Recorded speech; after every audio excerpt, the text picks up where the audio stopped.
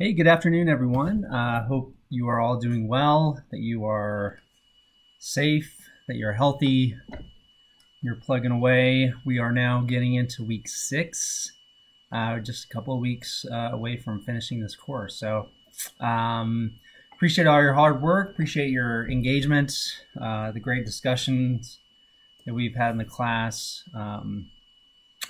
Hopefully I've provided sufficient feedback for you on the milestone assignments that you can have enough to work with for your final draft. So we got the ethics portion coming up here pretty soon. I'll get to that here in a minute. I just want to touch briefly on this last assignment from last week with regard to the scenarios that you could pick. And really, if you've captured one theme from this class, and certainly that theme was present in that assignment, and it will continue to be a theme throughout the rest of this class in our assignments, it's the theme of legal analysis, right? So it's something I've been harping on since the beginning, and will continue to do so. And even in the discussion question from this past week, when you're writing a letter advocating for your client, whether your client was the employee or whether your client was the hospital, right? You need to cite a rule because it's just not enough to say, hey, you discriminated against my client, in which case the response will be based on what? Like, what's the rule? What's the law that says I can't do this? And so it's important to cite that rule and then apply facts to that rule. It just goes back to this IRAC method of legal analysis, which is how we think about things critically and from a legal perspective. What's the issue? What's the rule? Apply facts to that rule and then come out with your conclusion. It's like the story I told a few weeks ago about my sophomore physics teacher, my sophomore in college, where he said, oh, physics is so easy that you have all these formulas. All you got to do is put in the numbers, turn the crank, and out comes your answer. Well, physics was never easy for me. And I know legal analysis is not easy for people who don't do this every day. And I totally understand that. It was very, very much the same sort of concept where you have the formula, you just cite your issue, what's the rule, apply facts to the rule, and come out with your conclusion. That's regardless if you're writing a letter, if you're reviewing the legal components of the Ituraldi case, whatever you're doing, if it's a legal or ethical issue, that's the way to analyze it. So as we're diving into the ethics component of this class. And really, I just want to emphasize that that methodology of analysis is very similar when you're analyzing ethical issues. Of course, there's no rule. There's no rule when it comes to ethics issues, but there are principles. There's principles that we've discussed in the very beginning of this class. Remember the autonomy and non-malfeasance and beneficence, and then the different theories of ethics, duty-based ethics, virtue-based ethics. We've talked about those. You guys are familiar with them. And so it's kind of the same sort of analysis or methodology of analysis where you got your issue, you got your principles, you got your theories, apply facts to those theories, and then come out with your conclusion. So I want to talk about two different things this week. Like I said, we're diving into the ethics portion. I want to talk a little bit about clinical trials first before we get into ethics. Clinical trials is something that I don't have a lot of experience with, but I have done investigations for clients on clinical trial issues. Clinical trial, as you know, is one step in many steps, one of many steps in the drug development process.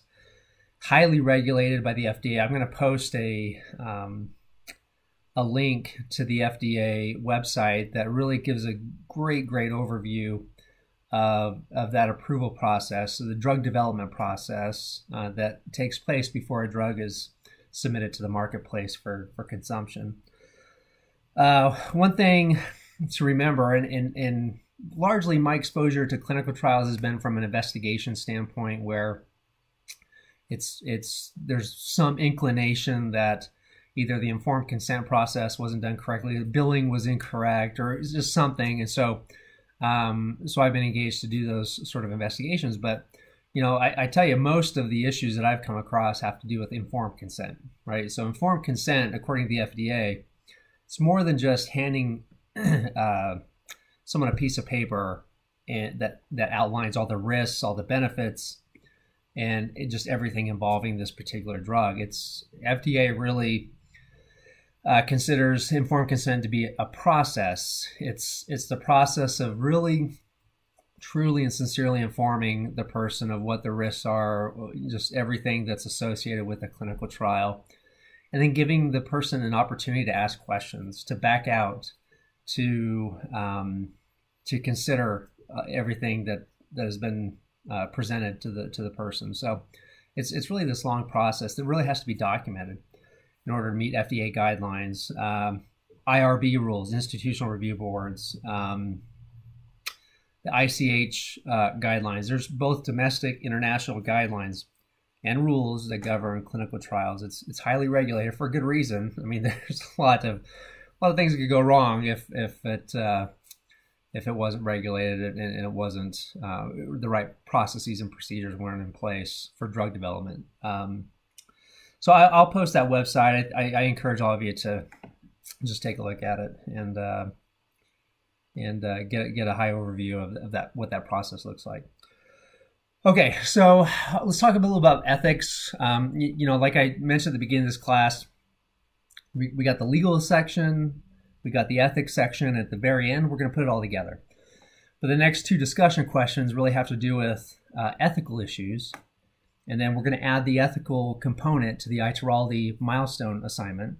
And then there's another milestone assignment on the Terry Schiavo case that involves ethical issues. So it's important to really pay attention to the ethics issues. You know, I think ethics is a tough topic for me because it's so individualized. I mean, we all go by different professional codes of conduct. If we're in a profession that's especially a licensed profession, I am as an attorney, many of you are as nurses or as licensed practitioners of some sort. You are expected to abide by a professional code of conduct. Sometimes those are legal, statutory codes of conduct, and sometimes they're ethical codes of conduct. As an attorney, we have both, and I'm fairly certain that medical practitioners have both as well. You know, I break ethics issues into two different topics. There's societal ethics, and individualized ethics. So the way I look at it, societal ethics are things that we have collectively decided as a society that are not acceptable, right? So as a society, we've decided that stealing or robbing or murder or, you know, anything like the assault, that's just not okay. So that's where we have decided those issues are ethically not okay. So therefore, we're going to codify laws that prohibit them and administer punishment if you engage in that type of activity. So that's one side of it. Then I look at individual ethics, and you know, individual ethics, we're different. We're different people. We come from different environments. We learn different things throughout our lives. We have different experiences, and so personal ethics is largely based, I think, on our individual beliefs, our faith, our values, the things that we value and prioritize in our lives. This is what drives our personal ethics. So, I mean, there's some issues that we're going to be tackling in this class that really fit into both, right? So things like euthanasia, we're going to tackle that one. Some end-of-life issues. You know, some things we're not going to really tackle in this class, but are also some would consider ethical issues, are just healthcare delivery, right? So is healthcare a right? Is it an entitlement? Are we all entitled to primary health care or not? I mean, that is a real debate that people have. So what about rationing of healthcare? So this kind of harkens back to that first assignment that we had, where we were asked to, through the lens of various ethics theories, asked to determine how we would distribute a limited supply of vaccinations. And so rationing healthcare is also an ethical issue as well. There's no blanket right or wrong answer that I can give to you for any of these issues, or that you can even give to me on the individual ethics. I think it's up to each individual just to decide based on what I just described. Your personal values and ethics. Euthanasia is an interesting one. It's really been in the news over the last 5-10 years. Oregon, I think maybe, I could be wrong on this, Oregon maybe had the first Death with Dignity Act. Here in Colorado a few years ago, they proposed it on the ballot. It failed, but it was enacted by statute. So the state legislature enacted a Death with Dignity law, basically legalized euthanasia under very limited circumstances. So, I mean, these are all things to think about as you consider and think through your own ethical values, your own principles, things that you value most in life. One thing I think that, especially as we get into these last two discussion questions, I mentioned this at the very beginning, but I want to emphasize it here, and it's that everyone has their opinion, everyone has their values. I think that's great. I mean, I think it would be really boring if we all had the same opinions about everything. And so the key is to respect everyone's opinion, have some understanding, engage in friendly debate, which I think is great. I think that's very important as well, and it's important for the atmosphere of this class. We just need to keep it respectful and understanding. So that's all I have this week. I appreciate all your hard work and your continued engagement. As always, if you have any questions, I am available. Please feel free to reach out to me, and we will get through the last few weeks together. So have a great one. Take care. Bye.